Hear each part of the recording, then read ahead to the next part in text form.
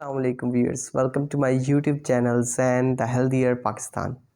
अगर आपके बाल जो है बहुत तेज़ी से झड़ रहे हैं और बहुत तेज़ी से जो है अगर आप देखते हैं कि जैसे टॉवल में या ब्रश में बहुत ज़्यादा जो है तादाद में आपके बाल गिर रहे हैं, तो मेरी आज की वीडियो आप ही के लिए है।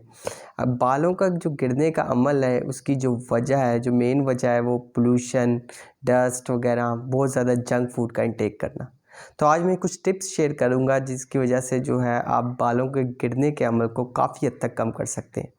सबसे पहले तो जो आपने जो भी पानी इस्तेमाल करना है, आपने कोशिश करना है कि जब आप बाल धोएं तो आप वार्म वाटर जो है वो इस्तेमाल करें या फिर ठंडा पानी इस्तेमाल करें।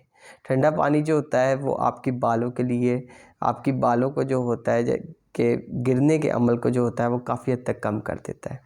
फिर उसके बाद अगर आप जो है कोई हीटिंग इंस्ट्रूमेंट इस्तेमाल कर रहे हैं जैसे कि ब्लो ड्रायर वगैरह, तो उसका इस्तेमाल जो है वो हरगिज़ ना करें।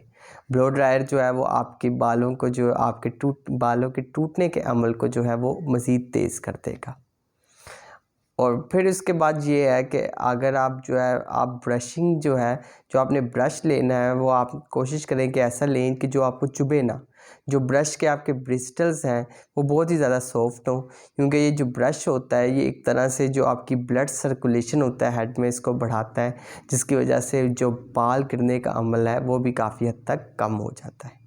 फिर उसके बाद अगर आपने शैम्पू वगैरह इस्तेमाल करते हैं और डेली शैम्पू इस्तेमाल करते हैं तो कोई माइल्ड शैम्पू इस्तेमाल करें।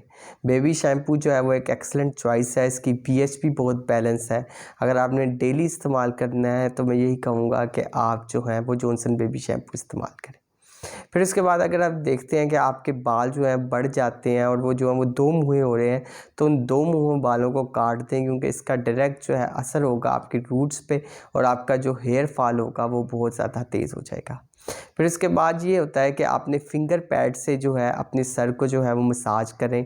ज़ोर ज़ोर से मसाज ना करें। ज़ोर ज़ोर से मसाज करने से भी क्या होगा कि आपके जो हेयर्स होंगे, हेयर लॉस होना होगा वो बहुत तेज़ हो जाएगा।